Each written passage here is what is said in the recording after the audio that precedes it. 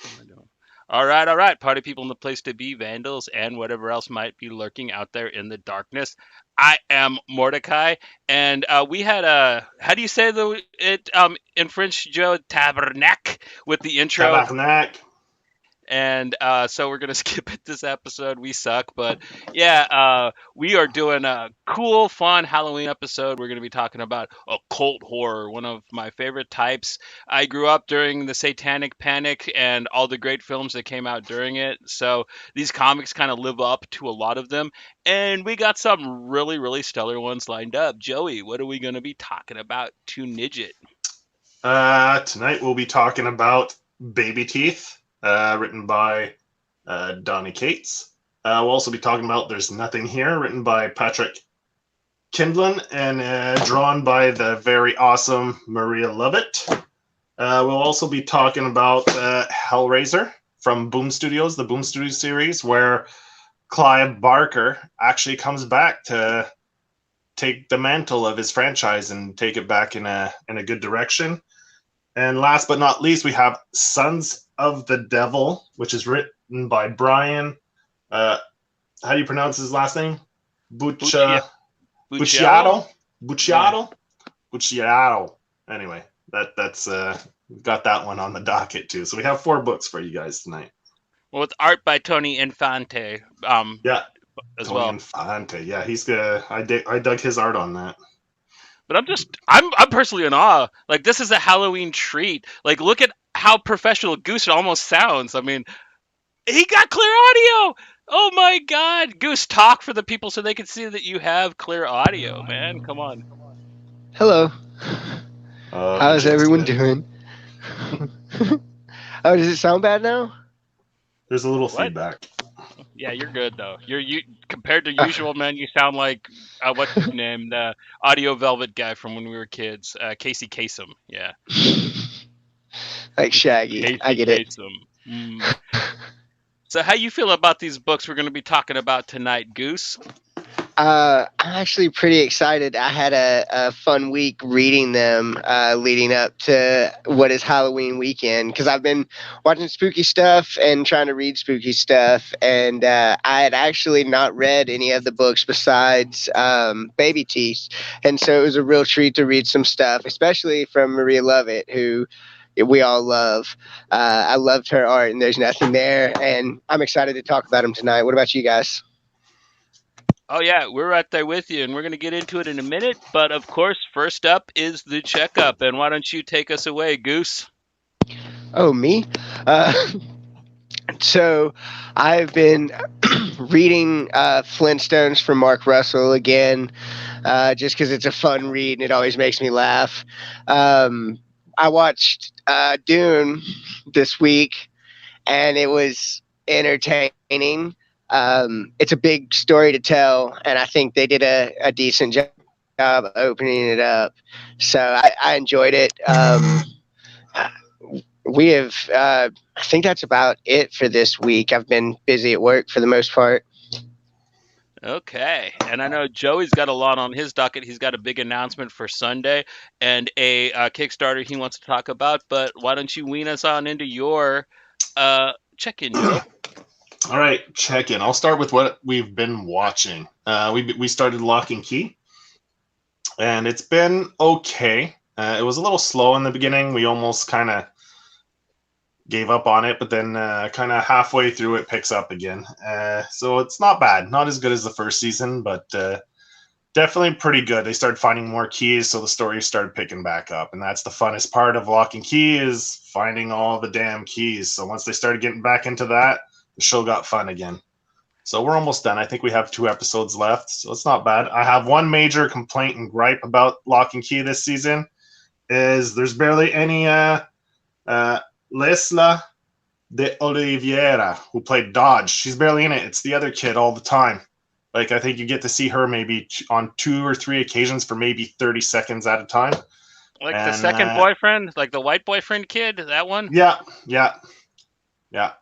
Lame. He's the one who plays Dodge like 98% of the time in this season. And, you know, I loved her as Dodge. Like, I thought she was perfect. She had the look. She had, not that the other kid doesn't do a bad job, but man, I just fell in love with her as the character Dodge, and you don't barely get it at all in this season. So that's Yeah, a big letdown.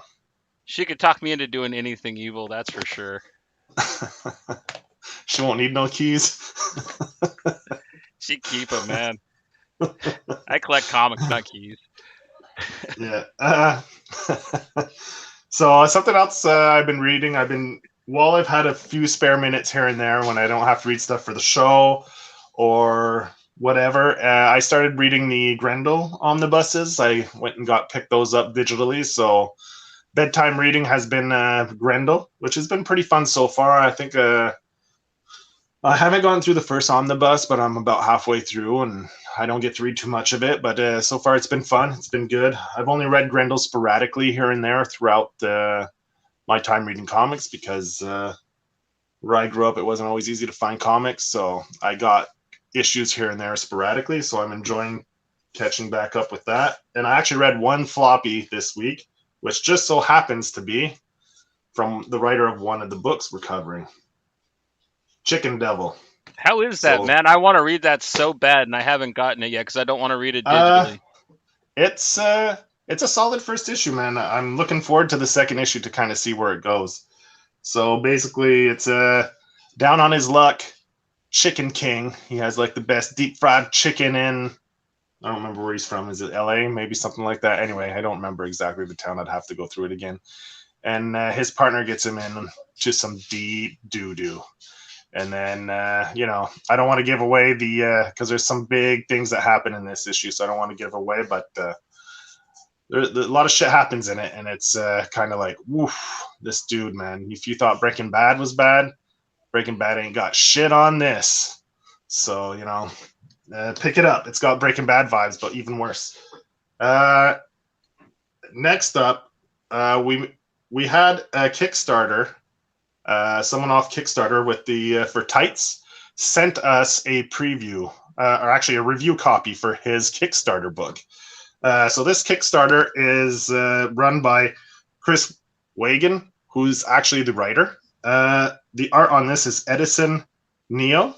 He also has another book called Snake Claws. This cover, the variant cover you see here, is the B cover by Santi Guillem. And Reed Hickley Barnes is the letterer of this book. So I gave this a quick read, and it was pretty good, man. It's definitely dark humor, but not like gritty dark, like just more dark in nature. Like it's more adult, but not like gritty. The art isn't gritty. It's clean. It's very cartoony looking art. So it has a lighter feel to it. It's not as somber in tone, but I mean, it's definitely got some what the fuck moments in it. And it definitely pays homage to like a bunch of 90s action flicks like Die Hard, some Seagal movies and shit like that. Like the way you break arms in the opposite direction. It's got that kind of Seagal kind of scenes in it with just, some good action like that. And basically the story is about people who want to be superheroes. So it kind of reminds me a little bit of the movie Super. So it deals a little bit with like mental health and how people just get caught up in these things. And so it's like Super, but not as depressing and dark. It deals with like just regular people that just want to be superheroes. And the main character is a judge who is against all these people who want to be superheroes and wants to like take them all down and make it illegal to be superheroes and let the cops do their job. So anyway, the book finishes on a bit of a cliffhanger. So it was a pretty solid read, man. If you like 90s flicks, you'll definitely see a lot of winks towards a bunch of 90s action flicks in this comic. So if you're a fan of 90s, like Die Hard, pick it up. Go back that Kickstarter. The Die Hard spoof's my favorite part of the book. Just how well that guy drew John McClane, but like all fat. Like that was hilarious. And if you are interested in anything Joey just had to say about this book, the link for it's in the description. The PDF's pretty cheap for it. Actually, the physical copy isn't too bad as well. And I think it's an American comic, so you're not going to have to pay that Yeah, $15 Canadian shipping like you did with Trakovi. yeah, I believe the guy's from LA. So, oh, my favorite character in it was the old lady. I loved her. Yeah, she's talking shit until the bitter end. Yep. He should do another comic just based on her. That'd be awesome. I'd fucking pick that up in a heartbeat. She was awesome. I love that old lady. She's such a mean old bag. Or a tough old bird, however you want to put it. Tough old And bag. and after that, what else do I have? For my final check-in, I guess you want me to touch on what I'm going to be doing on Sunday?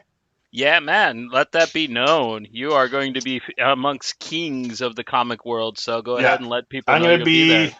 I got invited to go on to the House of Nerds on Sunday to be a co-host.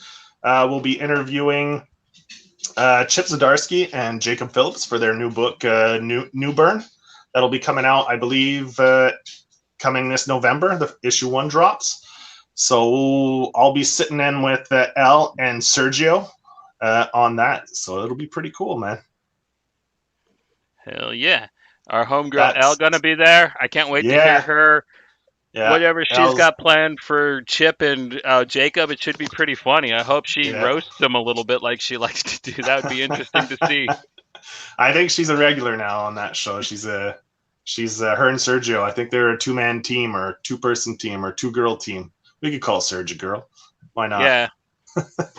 Anyway, so if you want to check that in, go out on it's on YouTube under House of Nerds. We're going to be going on at 11 a.m. Eastern. Church time on Sunday. Yeah, come to our church, the Church of Comics. You don't need to go by the Bible Church and all that shit. Chip don't preach. Zdarsky, he's gonna be there. Just go. Yeah. Like that's all you need to know. There you go, man. That's my check-in. All right. And ooh, look at who's in the chat. Chris, how's it going, Chris? Thanks for the free read, man. It was a fun little book, man. I'm really happy to help support it. Yeah. So anybody that wants to check out Tights, yeah, like I said, link is in the description. And last but surely not least, you have anything else, Joe?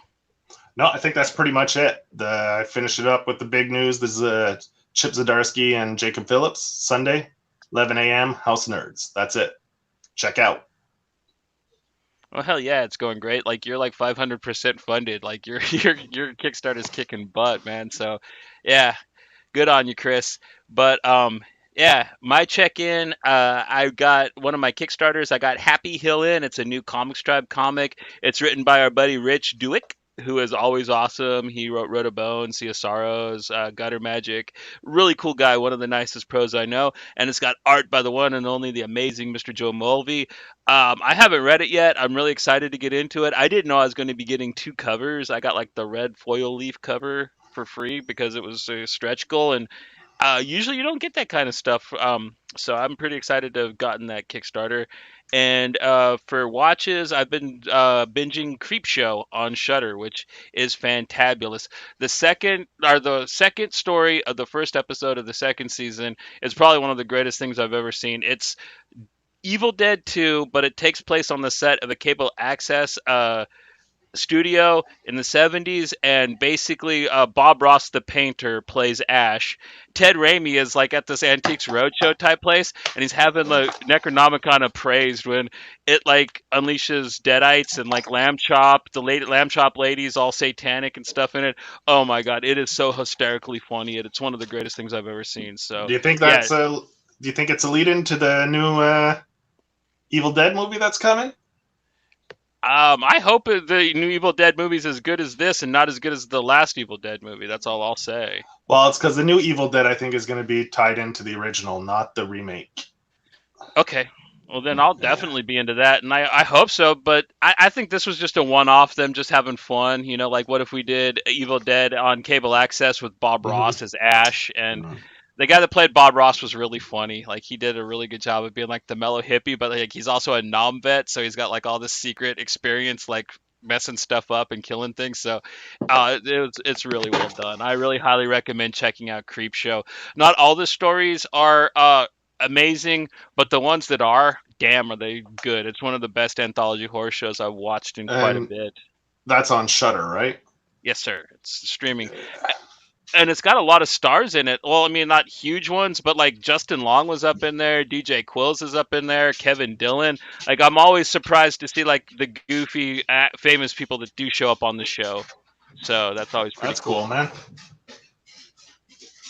But yeah, into the books. We're going to be going into the occult, the mysterious, the land of hoods and pentagrams. And we're going to be starting off with Goosey's pick. Goose, why don't you tell us all about them things that bite you every night?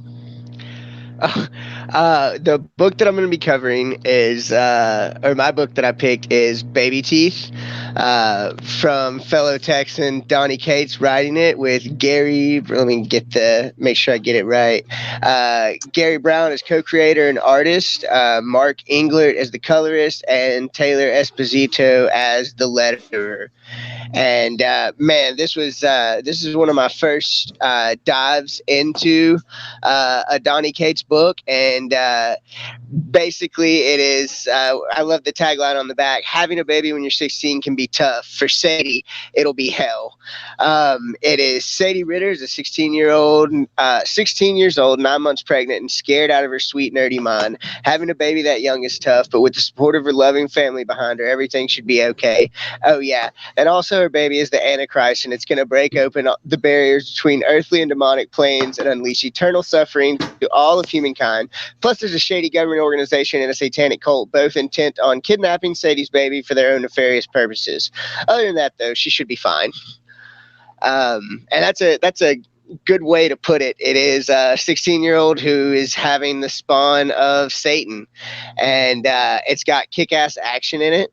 The art is gorgeous, and the story keeps you laughing. It has Sadie recording a lot of the experience on her phone so she can one day show it to her son, who he's an infant who drinks blood and refuses milk.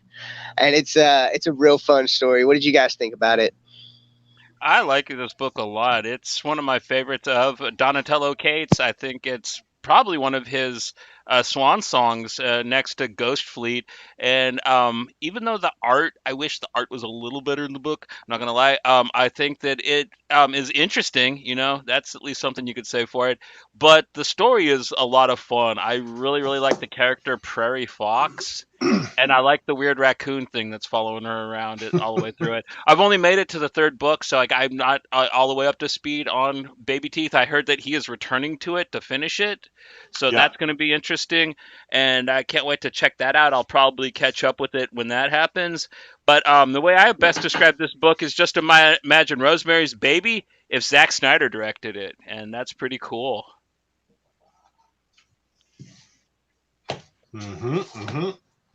Yeah, I enjoyed this. The art is great. I think Gary Brown does a fantastic job. My favorite character in this, though, has to be her older sister. I believe her name's Heather. I love that character. She is badass. The one scene where the prairie, what's her name? The assassin there. What is it? Prairie dog Prairie or Wolf? prairie The Prairie Wolf. is in the is in the living room threatening where she's fighting with the father. I love how Heather makes her appearance in that scene. It's just so fucking good. Bam! Right through the living room with her fucking Bronco, man. That's what I was looking for as I was flipping through the book. I was gonna bring that up scene. next. So funny, so good. Yeah, I love that. She says, "Sorry, Pops, you ain't ever seen anything worse than me." And he looks and sees the lights in the mirror and says, "Actually," and that's when Heather just busts through.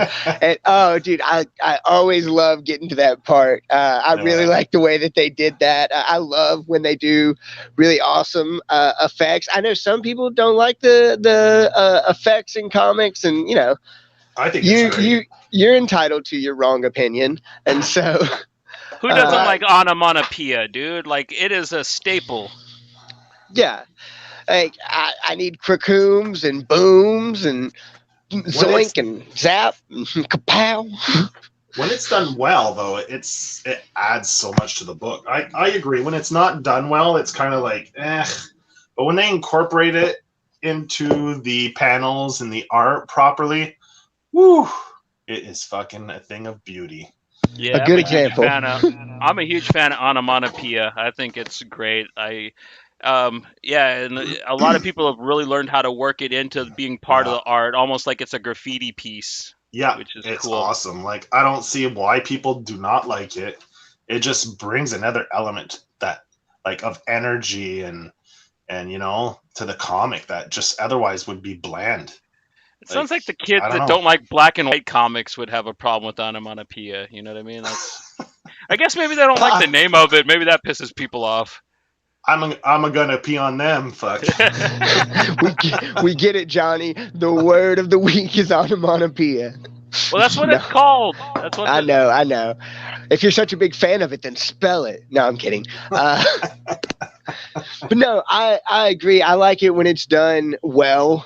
And I really like it when they do it in the background like that as it's going along. I think you mentioned Ghost Fleet, and DWJ has a real good way of adding in the lettering like we were just talking about. I really like the way that they do it.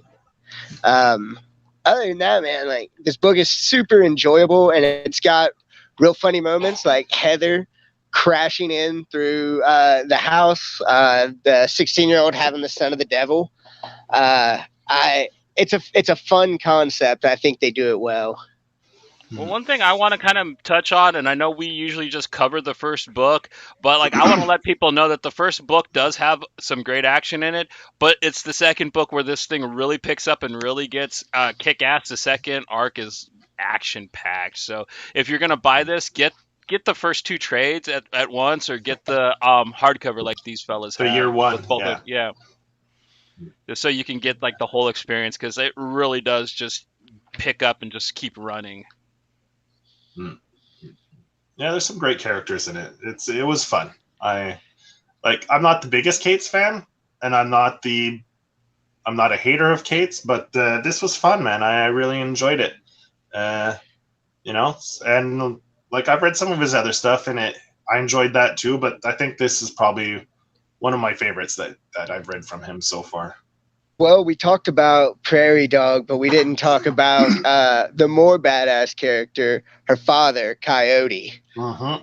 What a bad motherfucker. Him and his daughter both are just bad motherfuckers. And I really, like you said, the action ramps up a lot more in the second arc. I actually have not read the third arc, but I need to.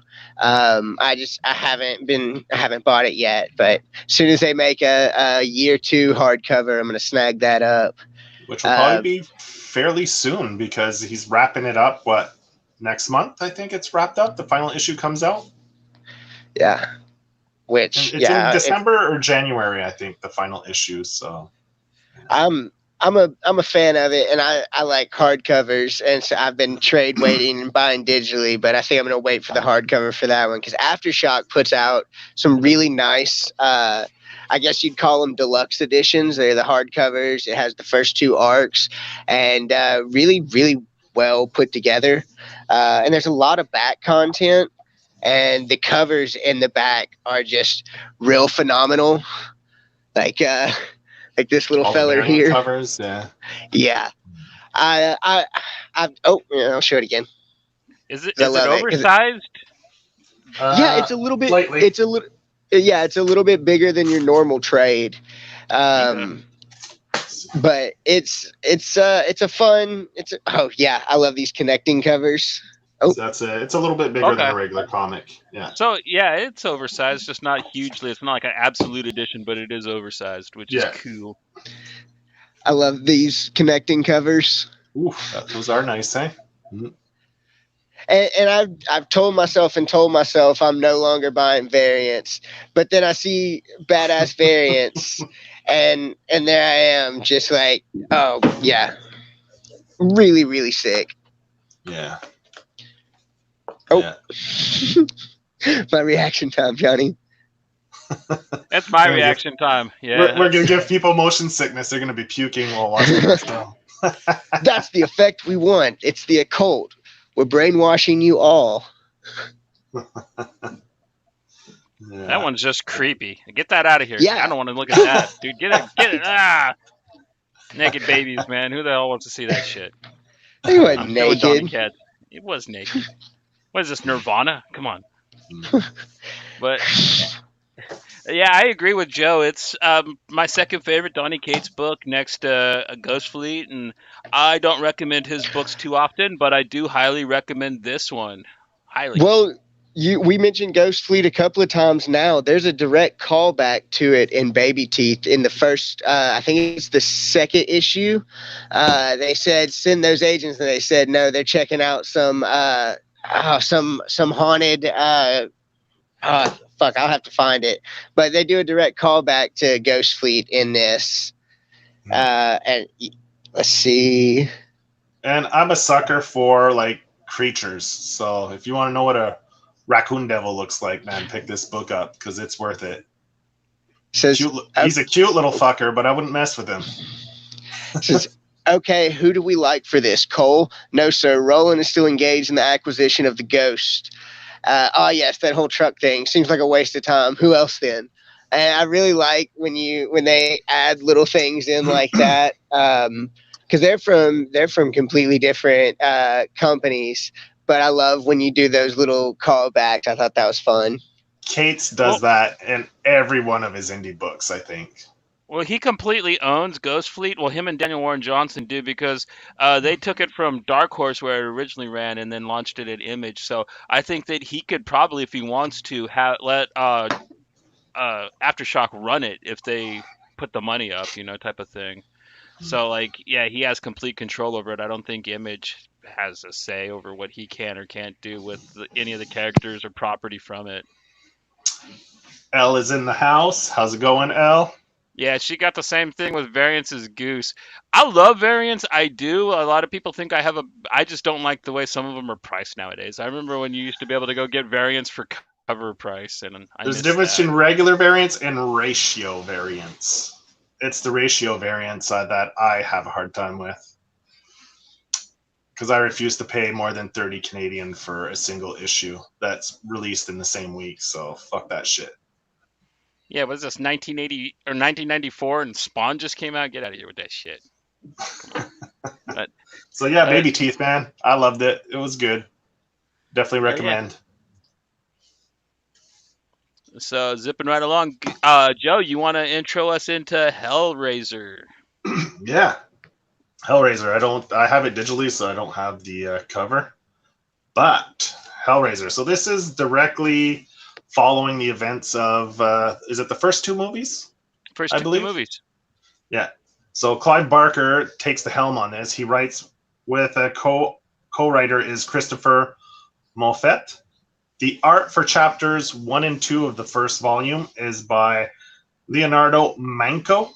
And this artist for the chapters 3 and 4, the back half of this volume, is by Stephen Thompson.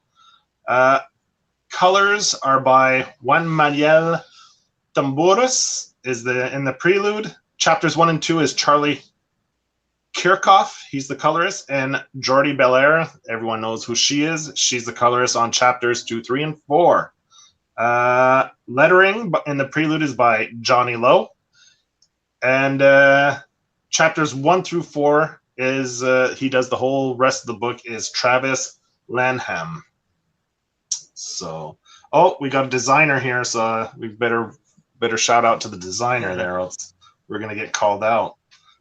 Brian Latimer. Tim Bradstreet does the covers for this series, so yeah.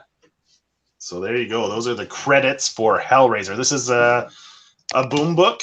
Boom, I don't remember what year this was released in, but they did 2011. So they did a run on this, Boom Studios, and this first volume is pretty damn good, man. It's it follows the what are they called?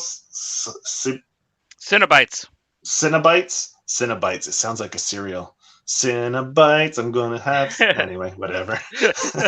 doesn't sound too threatening, right? So. Either that or sounds like something like a Cinnabon type thing, like you get like at the mall, like it's a nice little tasty treat, nice and sweet. Yeah, that's it. So, anyway, so it follows like the events following the first and second movie, So it follows the Cenobites and the main Cenobite. What's his name? Does he have a name, or Pinhead. is it Pinhead? Well, that's Pinhead. I guess that's what everyone knows him as. Pinhead wants to become human, so he has a plot or a plan on how to become human, which involves a whole lot of gory deaths. Is the least of the way to describe it. So basically, it's following. It's not even clear why he has to kill all these people to become human yet. But man, there's a lot of chains, a lot of blood, a lot of guts, a lot of flesh peeling. So if you dug that from the movies, you'll definitely dig it in this one, because it is. There's a whole lot of blood spilt in this book, so it's definitely gory to the max. So if on a 1 to 10 on the gore factor, it's a fucking 20. Yeah. One of my favorite things about it is I'm a huge fan of the franchise, and I love that he brought back Kirsty as the main character, but I love that she works with a bunch of other characters who have been affected by other La Méchante toys, and I love the idea that there are other La Méchante toys that all have their own different types of Cenobites, which they never touch on. There's just the box and Pinhead and the Order of the Gash, but in this there's a snow globe, there's a carousel, and they each have their own twisted little mechanical versions, and oh man, it's so brutal, it's so badass. And as a Hellraiser fan, I was just in awe when I picked this book up and saw it. So I remember this was one of the first Boom books that wasn't like a Cthulhu comic, because remember when Boom first came out, all they put out were like Cthulhu books for days and days and days, and then I saw Hellraiser and I'm just like, oh wow. And I didn't expect much, you know what I mean, because the old 80s comics were pretty badass. You know, they had like Neil Gaiman and a couple guys working on them every now and then. They wrote some pretty good arcs, but a lot of the times that book was a miss. But this one, oh my God, like Joe said, it hit the ground running. And if you're a fan of that Clive Barker style gore, this book doesn't let up on it. I mean, it starts right out with the priest just getting his junk ripped off and all kinds of stuff, and it's there. Like Leonardo Manco himself draws it, like the scribe of Hellblazer, and oh, chef kisses, gory chef kisses. Goosey, how you feel about this book, man? The story itself is pretty great. It's a fun little arc to read, but I think just touching on it, because we've all mentioned it now, the gore and the grittiness and the brutality of the art in this book is just something to be admired. I had not, like I said, when we started, Baby Teeth is the only one that I'd actually read before we did this, before we came out with these topics. But I've got screenshots from my digital version where it's like the organ that's just the bodies at the top screaming, the getting the flesh peeled away, just the way that Pinhead is drawn is just terrifying. The book it's so beautiful to look at, and the gore is done with these deep reds, and just the way that they have like somebody like Chatterer and oh god, what Deep Throat, both look just fucking incredible. So does Butterball. How could I forget Butterball? Yeah, I thought it was really good. I think this is definitely Clive Barker's, like, I guess his canon, because I think after 2 it's not too many good films. I don't think he was attached to those, was he? He liked 3 a little bit. He put a presents at the beginning of it, but yeah, the rest of them are up on their own.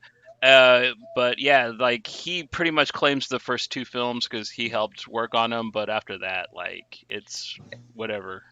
And so I love that this is the route that he went for his claim back at Hellraiser, because like you said, it is brutal, it is gritty, and that's one of the things I really like about the comics medium is there's great films, but it's so nice to just go over the page and see in great detail all of this just carnage and mayhem. And it was a delightful read for as bloody and gory and brutal as it was, it definitely tickled my fancy.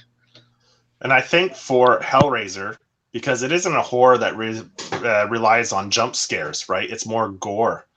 So comics lends itself so well to interpret Hellraiser, like from the movies to the comics, because you can't really do jump scares in comics, but gore you can do en masse. And let me tell you, Leonardo Manco, the first two chapters, he does the drawing in that. Oh, does he draw nice? Oh, it's just a thing of beauty, man. The brutality, the gore, that he just channels it so well, and his style is so gritty.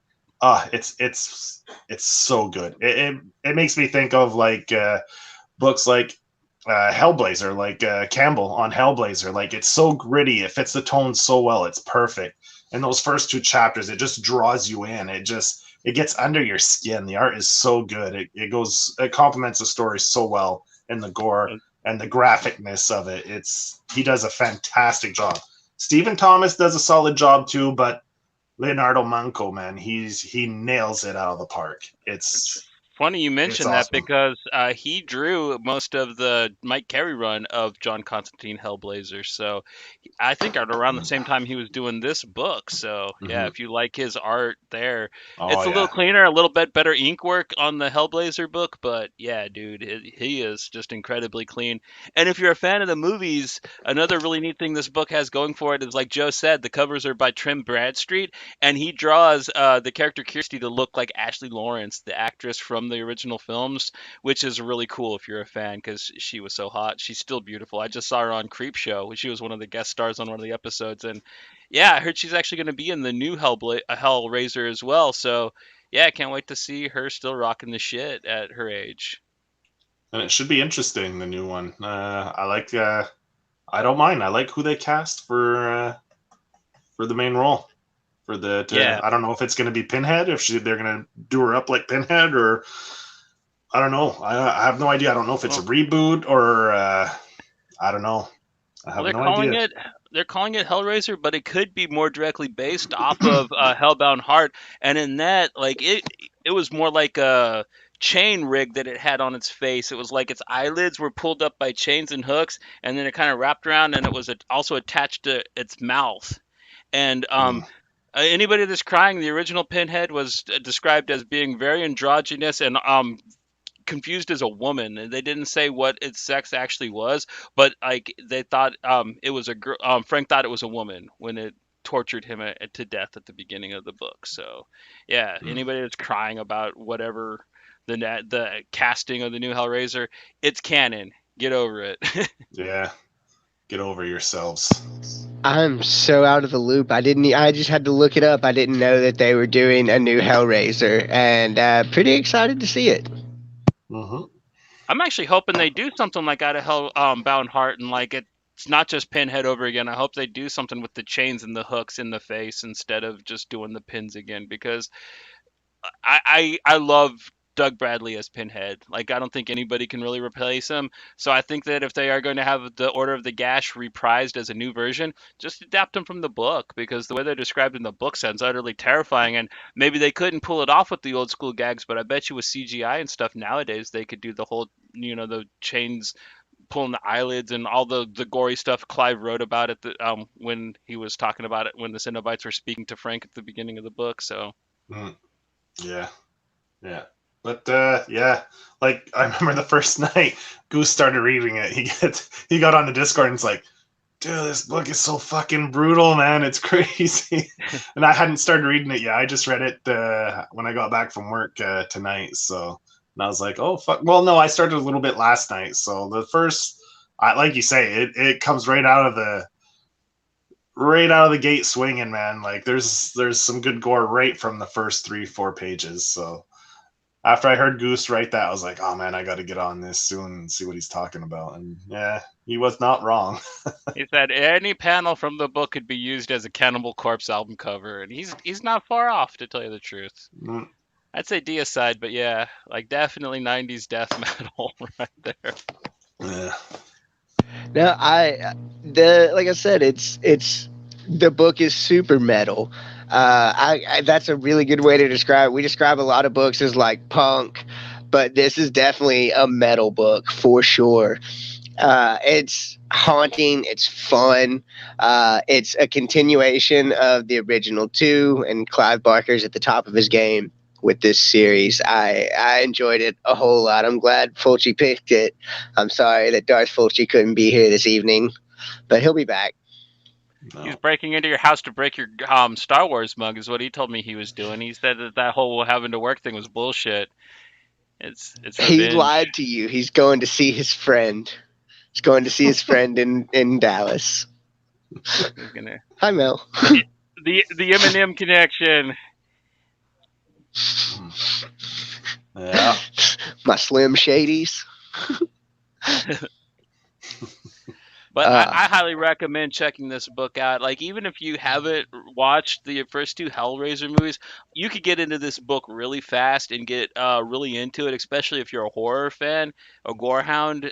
This book is really, really just kicks mad asses, and it delivers in a way you wish more kind of slasher books would. Yeah, it was really well done. You got any last words, Goose? Sorry, Dakota brought me a couple of cookies. No, like I said, it's brutal. It's fun. It's definitely a spooky read for this spooky season. Hell yeah. Joey, you got any last words? Yeah, man. Any fans of the Hellraiser movies should pick this up. They will not be disappointed. I know Fulci's a huge fan as well, and he put this as one of his top horror books that he made a top 13 list of horror comics for Horror Geek Life, and this book made the cut. So he's definitely a fan of it too, and I concur, man. Pick it up. It's very good. Right on. And bouncing right along, we have my pick, which is, of course, Sons of the Devil, written by one Mr. Brian Buccellato, with art by Tony Infante. It is edited by Jennifer Young. It is designed and lettered by A Larger World Studios and Troy Petrie. And it is produced by Omar Spahi and Awesome Comics. It's created by Brian Buccellato. And from New York Times #1 bestseller, writer Brian Buccellato and artist Tony Infantante comes a psychological horror story about Travis, an average guy trying to get by who discovers that his family ties to a deadly cult. Told across 3 decades, Sons of the Devil is an exploration of cults, family, and the dark side of human nature. It's True Detective and Orphan Black meets Helter Skelter. And that's actually a pretty good solicit, man. Image is killing it these last couple times. Usually I don't like their solicits, but man, that kind of nails this book. And like it said, man, this book is all about this dude named Travis, who is an orphan, and it weighs on him heavily. He has a foster brother named Clay, who's always been trying to make it up to him. They had like some kind of a snafu when they were younger, and Clay feels like he owes him. So he finds this picture of a guy who has eyes just like Clay, because Clay has one blue eye and one red eye. And he finds this really kind of creepy goose-looking guy who he's convinced he's got to be related to him. And so he takes the picture to a PI to try to find out about, or he takes the picture to the guy who actually took the picture, and he's trying to figure out more about this man when he lets slip that there's a child involved. And for some reason, the psycho cult member follows Clay home and murders him, which gets Travis fully involved. Meanwhile, Travis starts going to this support group for adult orphans, and there is a secret person who is leading the meetings who has ulterior motives and evil things in mind for Travis. Meanwhile, Travis just keeps getting arrested for being an angry Peckerwood who keeps beating anything that gets in his way up. And in a weird way, I kind of feel for Travis, even though, like, by the third time he's like violating his parole by getting into fights. You're just like, dude, you're being a dildo. You get him. I really like the character, but stuff really gets insane when his sister shows up, or who this girl who claims to be a sister, and you kind of start learning about the inside of the cult, and you start getting flashbacks of his mom and this other girl who tried to escape because they found out what was going on with the babies, and that's when you learn that there actually might actually be a supernatural side to this book, and it is magnificent. I bought this book when I was in Florida, and I was having a hard time finding new comics to get into and read, and it was a 9.99 Image trade. I didn't expect to really care too much for it. I just thought it was going to be, a fun read, but it blew my socks back, and it's been one of my favorite kind of noiry occult horror things, mostly because it really kind of reminds me of a throwback to a 1970s satanic panic movie mixed with a noir, and that's always a lot of fun for me. Joe, how did you feel about this one? Uh, yeah, I thought it was pretty good, man. Like you say, what's the main character's name again? Travis? Travis. Man, that dude's got to fucking smoke some weed or something, man. He's on edge all the time, always ready to pick fights with people, always sticking his nose in other people's business and starting fights. I mean, come on, Travis, man, get with it, man. Just chill out a little bit. I know you don't know who your father is, but the therapy doesn't seem to be helping him. That's all I've got to say, man. I think he started more fights after he started the stupid help. What do you call it? Orphan children help group than before he went into that group. Yeah. So, Yeah, he'd only been into the one fight. He gets into 3 more afterward. Yeah. So anyway, that part is like he's got a short fuse, but I don't know if it has to do with him being a heterochromania, but I don't know if it's 2 colored eyes does that to people, but hey. But the rest, I like the little. She heard you talking shit, Goose. You're in trouble. Ooh, Bell's here. God damn it! Speak of the devil. Yeah. So, yeah, Sons of the Devils. I like the backstory, like where they go into when they talk about the commune and all that. That's the part that I really dug about the book, is the whole commune that his supposedly father ran, and I love that backstory part of it. That was like the best part for me, because like Travis, man, I don't know, he's not the most likable character to be honest. Yeah, Mel, with something about Beaker. Yeah, like Goose was saying something about Beaker. I'm not sure what that was all about, but yeah. CP radio like Goose. Yeah, so I don't know, like I agree with the brother. When he's going to pick up help her pack her stuff to leave to take a break, like, yeah, Travis is a fucking asshole, like she should leave him, right? Like communication. They're the worst couple ever. They don't talk. They don't talk at all. Like that part of the story bugged me. Well, he wouldn't even tell her that he was in therapy. Like what the fuck? I didn't. It's hard to feel bad for Travis because like he's just such a douche. And I hate saying that. Like the book is good, but Travis is definitely an asshole. You want to feel bad for him, but you can't because he's just awful. And I don't know if that has to do because I'm gonna wrap up this series as soon as the weekends because I've got all of them on my phone now. Well, I say my phone, I'm digital, and so I'm gonna read them because I'm excited.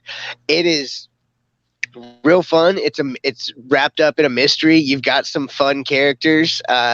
His sister and what was it? Is it Randy that get him in the car? I'd have to go back through it and find it, but it was funny. It was a lot different than I thought it was going to be. And then when it goes into the backstory of the cult and the sacred commune that they lived on, I thought that was super neat. You've got the dad trying to get his daughter out, which is was it Wade Pope, Pope, the yeah.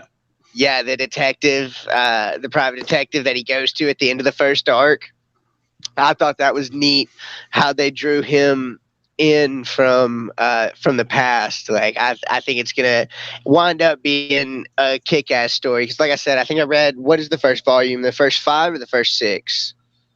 First 5, and then you get the 2 little Mini mini mini stories about stories. the Yeah. the 2 cultists. Hmm. But you're in for a treat because the book just gets brutal and gory in the next 2 arcs, man. It gets hardcore. This thing really, really kicks some major ass. But like Goose was saying, it's hard to feel bad for Travis because everything that happens to him is all self-inflicted because of the way he is. So like I'm on board with Goose on that. I don't feel bad for him. I have no sympathy for him. I was like, dude, you brought all this on yourself. Well, the person I feel bad for is his girlfriend, because like she's not the unreasonable one. Like you see it, like he shows up late on that date because he doesn't want to tell her he's in therapy, and like it's all like you were saying, it's all about communication, and like I'd have left him too. And then that scene where her brother shows up and he tries to fight her brother, that is just some straight just like asshole type stuff. Yeah, and what was his reaction when he finds out she's pregnant?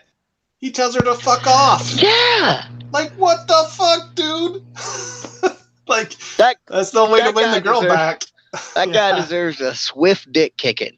Uh, yeah, just square on. And uh, you're right. Like, and maybe it has to do. And I know Johnny's read all of it. Maybe it has to do with the title where he may actually be the son of the devil. Uh, and so it could just be like an opposite Hellboy thing where Hellboy's trying to fight against his demon urges, but Travis is just fucking leaning into him. Yeah. Yeah. Well, I mean, it doesn't get that supernatural, but there is a thing that kind of ties his anger to what his affliction and what his dad Yeah. has going on, which you guys could probably telegraph from the end of the first arc when, the devil's talking to the dad about the eyes and shit. In the mirror. Yeah. Yeah. Yeah. Yeah. Those scenes, like all the scenes with the father, are awesome. Like the storyline of the father in this is great. I love that part of the story, and that's why I can't wait to see when they get into it more. It should be good. And Yeah. man, I dug the art in this too. It's got that style that we love. The that what's the dark the White Knight guy. I find it's got this same vibes. Sean Murphy, yeah, yeah. but like It's got those same vibes. And who is the other one from Death Orb? Alejandro Aragon. Yeah, it's got those vibes to it, man. Like I love it. I love it. It's got those kind of vibes. So if you like those two artists, you'll love the art in this. I really enjoyed was the heterochromia, where he's basically just got 3D eyes. Like I kept on thinking that the entire time when I looked at him, like, dude, it'd be kick ass to see a 3D movie with that guy. He didn't have to wear glasses. But no, like you said, the art is real great. It's real dark. It's got a lot of the thick, dark lines, which I love. And it just once it gets going, the mystery that's all like wrapped up in it with the cult, like it's a fun read. Like it keeps you guessing. As I was reading, I couldn't figure out what was going to happen next, and I love when stories are able to do that to me. Oh yeah. Yeah. I mean, I created this whole topic to do the video on just so I could talk about this book finally because like I've wanted to talk about it for like a long time. I never put it in one of my videos for some reason, and yeah, I just figured like hell, it's Halloween time. Let's do occult horror, and I'm like, yeah, I already know what I'm talking about. Yeah. It was good, man. And Fante's art is fantastic. Uh the occult story part of it, like on the commune, that part is awesome. And like Johnny said, maybe we'll get a better idea of why Travis is such a fucking miserable bastard, man. The guy's just miserable. Have to read volume Just 2 a to find out. just a twat waffle. We'll see if we Twat like him at waffle. we'll see if we like him at the end of the series. I'm excited to read the rest of it. It definitely it dug its hooks in me and like drew me in pretty quick. I thought it was a real fun read. I enjoyed it a lot. If his girlfriend dies, I'm gonna be pissed. Yeah,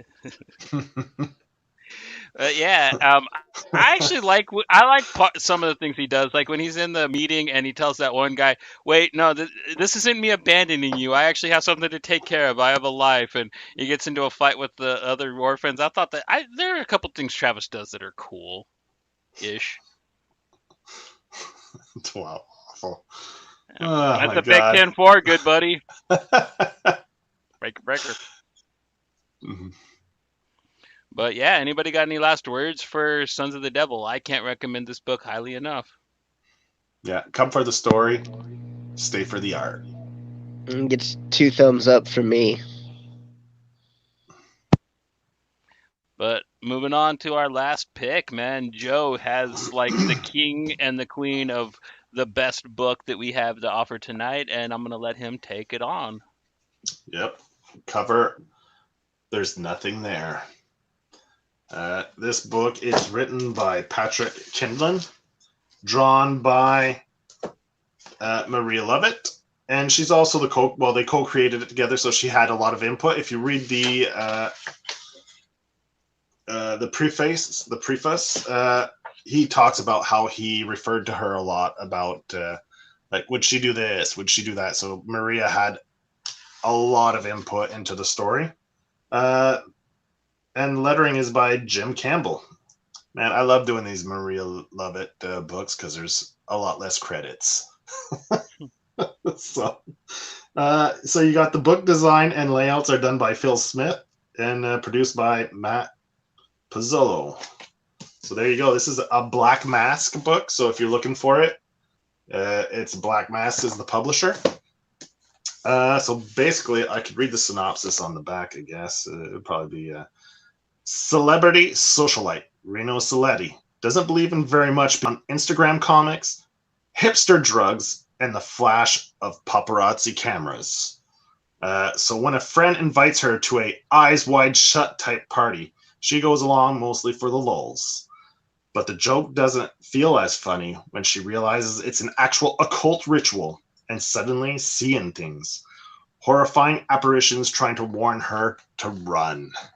So yeah, she goes to this party with one of her friends that's basically an occult orgy party to try to summon some demon or the devil himself, which she's not aware of. And then she starts seeing ghosts that are trying to warn her and guide her through this mess of her life. And, she's a celebrity and she cares very much about her status. So it's funny to see.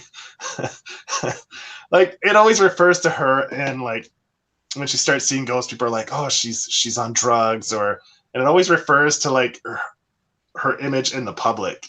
So there's a lot of fun parts in this book, and it just follows the life of a socialite if she starts seeing ghosts and becoming the target of like this cult's agenda, right? So a great book, a lot of funny moments, a lot of and Maria, it wouldn't be a Maria book without some hardcore sexual content in it. And how many pages do you have to go before you get the hardcore sex? About 10 at 1, 2, most, I think. 3.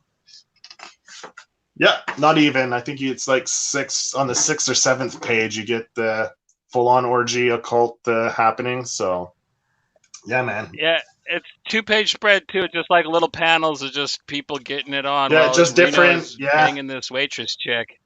Yeah, and it definitely takes a hard angle on socialites, right? And it pokes a lot of fun at socialites, and like the whole influencers and all this stuff, and just trying to stay on top. And they wrap it in a nice little package that's has to do with an occult ritual, and hijinks and fun are nonstop throughout this book from front to back. So I highly recommend you pick this up and read it because it was great.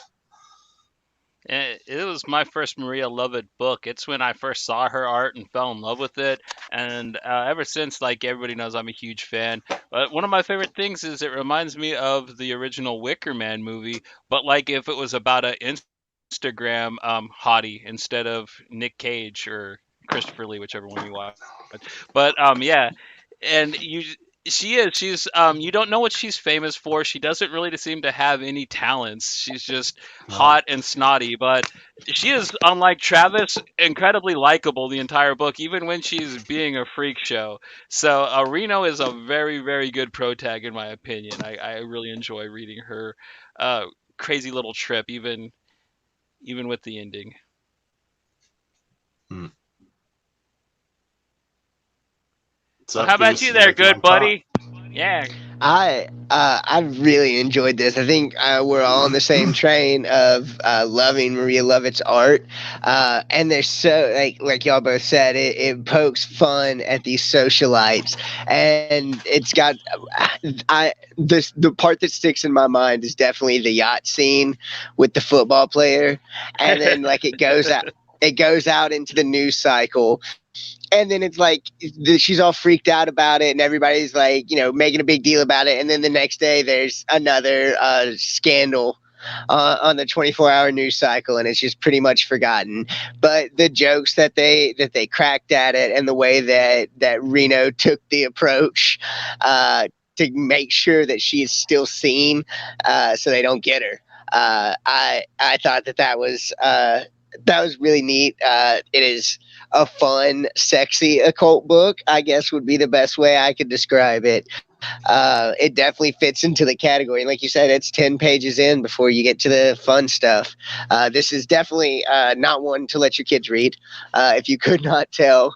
But it is definitely in the Halloween spirit. And I like the reference to Eyes Wide Shut, where it's the upper crust sex cult thing going on. Like I love Stanley Kubrick.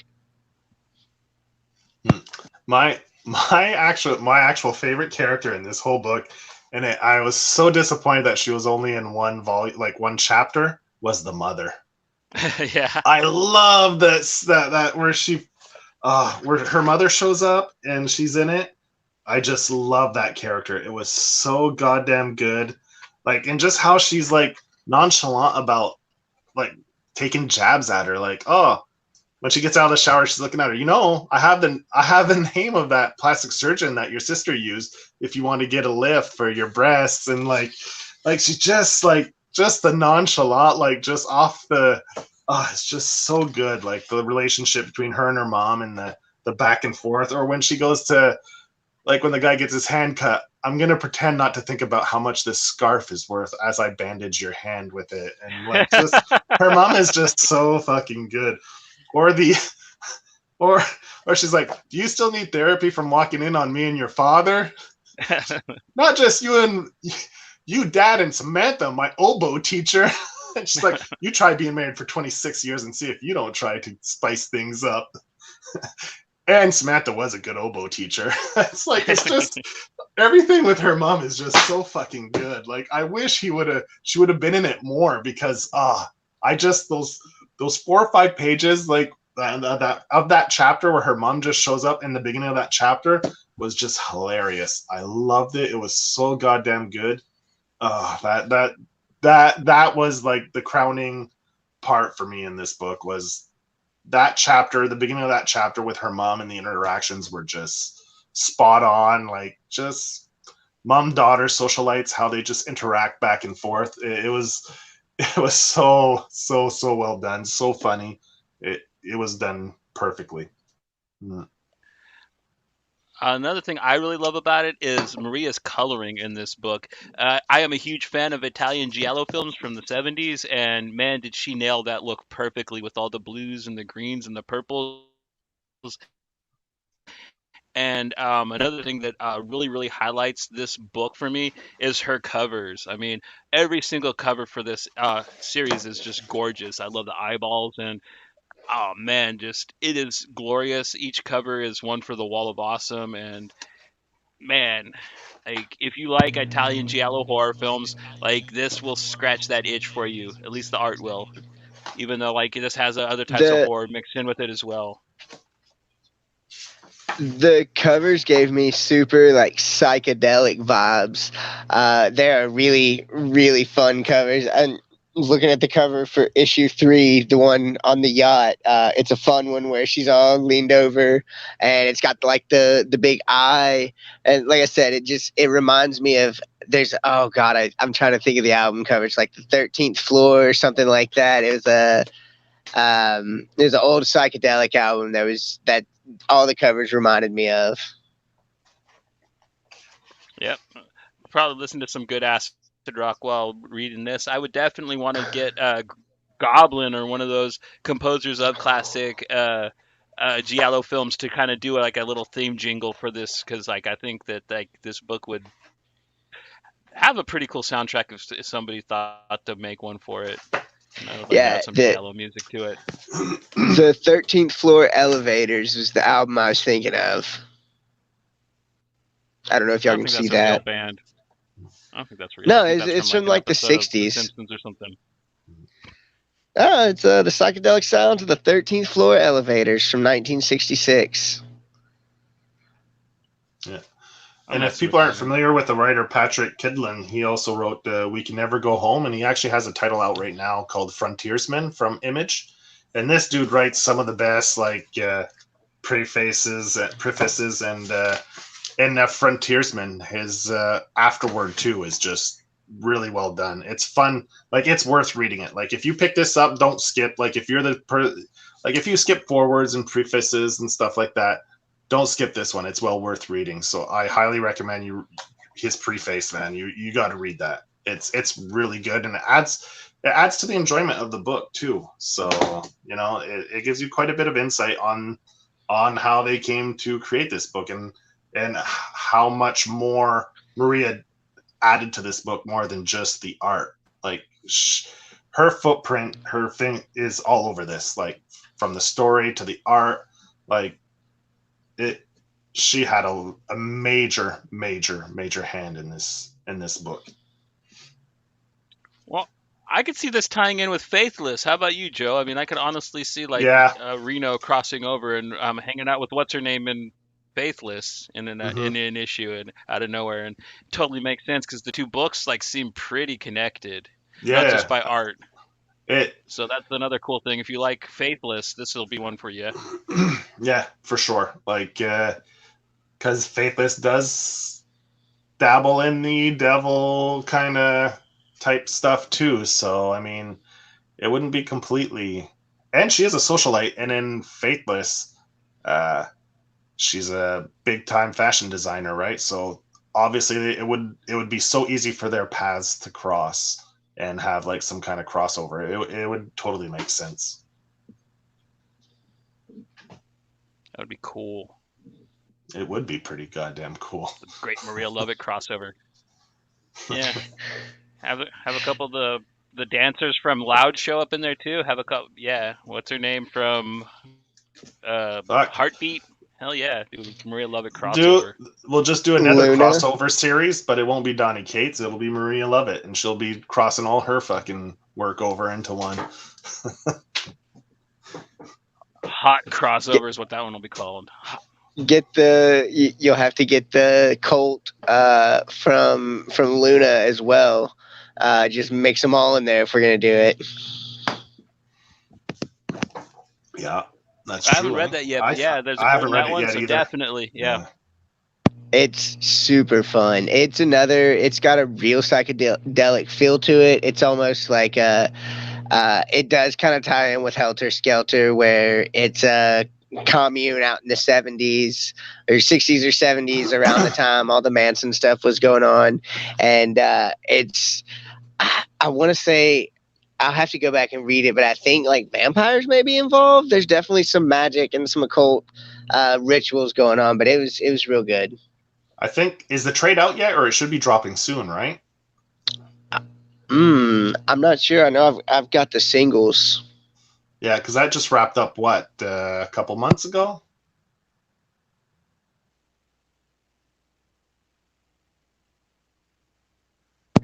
Yeah, it wrapped up. I think it's what, 5 or 6 issues. Yeah, I think it might have been 5, yeah. But yeah, I always enjoy a Maria Lovett book, and this was definitely no different. I want to get Joe. You've got the physical copy, don't you? Of There's Nothing There. Yeah. Yeah, See, it's a pretty easy trade to get, man. I don't think that it's hard to find. No, that's the thing.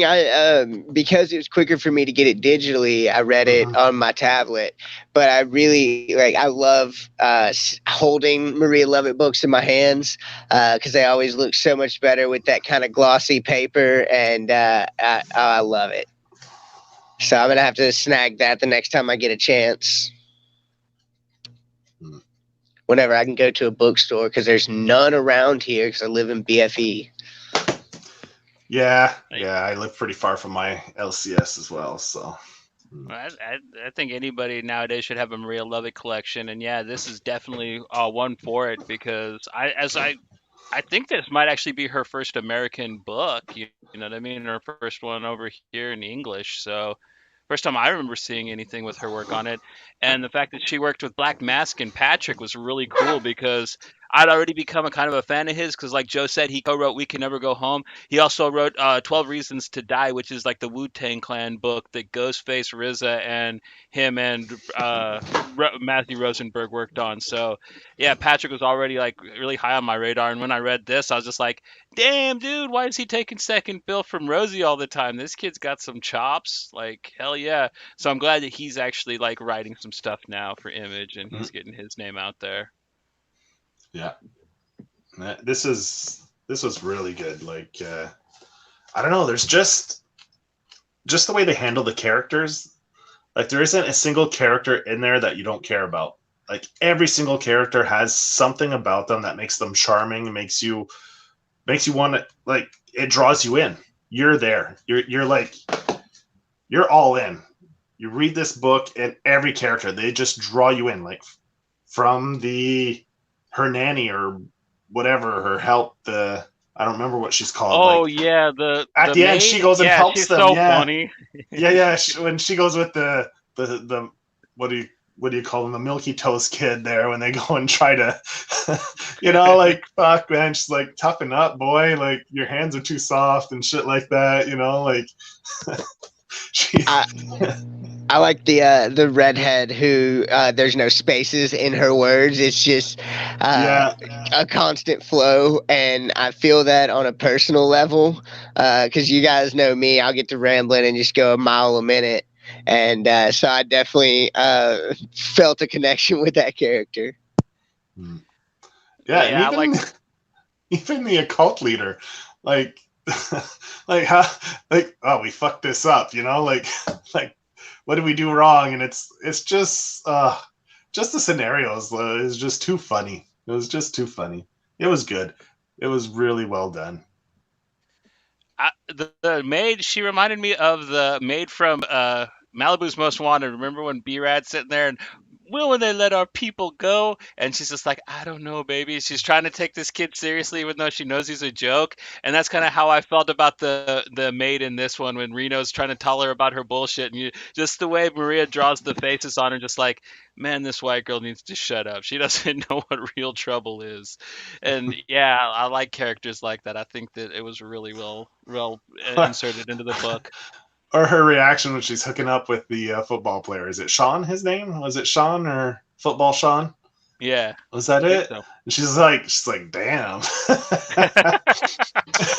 Her reaction when she sees it, she's like, that was pretty funny. I thought that was good. Like I said, every character in this, aside from maybe like the loner possessed kid, like, he doesn't have too many good redeeming qualities, but even a lot of the ghosts are charming and fun, and they do a great job with the character and the character development in this book. Well, you're talking about football, Sean, and one of my favorite exchanges is after they get done, and she's like, "Wow," she's like, "What do you think is going to be more newsworthy, the sex tape or you coming too fast?"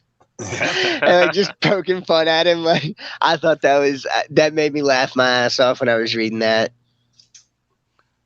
Yeah, Or Reno is he, a really, really good protagonist. Even though like she's a socialite that you're supposed to think has nothing between her ears, she's really clever and really well written. And yeah, I actually feel sorry for her because like when she's getting like all those bad videos made of her, she's actually being menaced by ghosts and seeing people on fire. She's like got the it follows shit happening to her, but with TMZ insinuating that she's got schizophrenia and she's smoking crack or something like that, at every turn. So you can't help but feel sorry for the poor girl the entire book.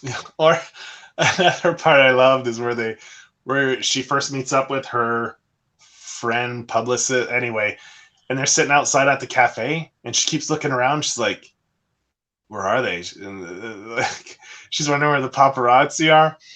And her friend's like, "Oh, I called and leaked that you'd be at this other cafe. Don't worry, you're still popular." Yeah. And I can't believe it. You're actually mad that the paparazzi aren't here torturing you. Aren't She's like, here? Yeah. I am a little bit. I am mad. Like, It's just they poke fun, like how they complain about the paparazzi, but when they're not around, they get all worried that they're not popular anymore, right? So it was really, they hit the mark on so many different little things that make this book so charming and fun to read. It was great. I think this was probably my favorite read of the 4 books. Was probably this one, easily this one. yeah, it's probably my So favorite this one, too.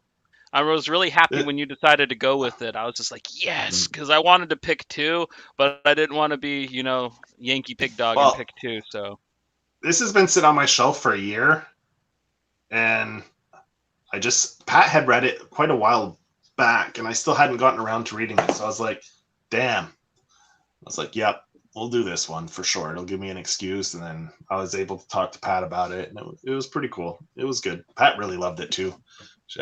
She dug it. She thought it was really good.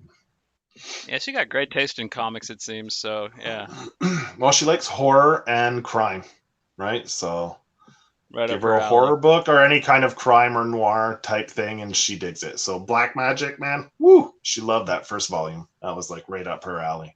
Surprised nobody picked volume 2 of that for this episode. That would have been fun to cover, but we still have a couple more Halloween episodes to go, so maybe we might end up talking about some more Greg Rucka Black Magic goodness. That was a damn good book. But That what about volume you, 1. Am I Breaker cutting Breaker out or Good is that Bunny, you?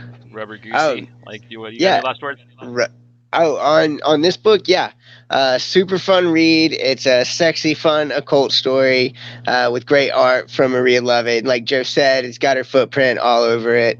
It is exactly what you want from Maria Lovett. I think Black Mask is definitely underrated as an indie publisher. I love most of their work, and this was no different, man. It was a kick-ass book, and I'm glad Joe picked it as well. Oh yeah. Hell yeah! But you got any Oh, last words, Joe? Man, like every book we read this week from uh, Baby Teeth. Pat read that one too, and she really liked Baby Teeth, so she can't. So she's looking forward to the next volume there, the hardcover. We'll probably pick that up because she's actually the one who bought that. So that one was great.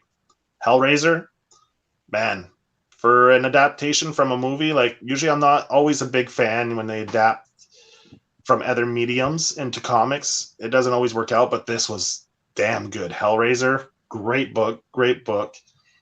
Sons of the Devil, man, I love that kind of occult, cult, compound, commune stuff. So this had a lot of that in it. So Sons of the Devil, really good read. And my favorite one of this week was There's Nothing There. Patrick Kindlin and Marie Lovitz just smash it out of the park. Grand slam, baby. This book, go pick it up, go read it. It was awesome. what about you, Johnny? Anything else you want to add? No, I just want to like go ahead and mockingbird everything Joey said. That like I'm glad that Goose went with a Dua Lipa Kate's book. You picked one of the best ones you could cover of his, and yeah, I really happy with Baby Teeth.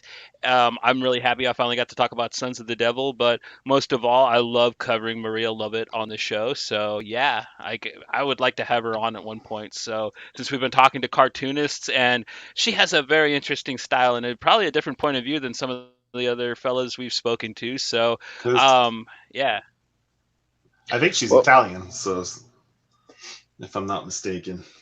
well, I've got one more I think thing. she's from Spain, but Spain? Okay, she's Spanish. Uh, just to let everybody know, if y'all haven't seen us talking about it on Twitter, Tracovi hit its 10,000 Canadian stretch. So everybody who got the physical copy of that will be getting a secret variant for number 2. And they also extended them Lane Lloyd covers, and I hope everybody got to pick theirs up before that ended. So big ups to Andre, or Adrian, not Andre. Sorry, Adrian, for that. Like, congratulations.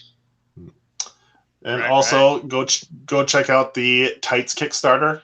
The link is in the descriptions below.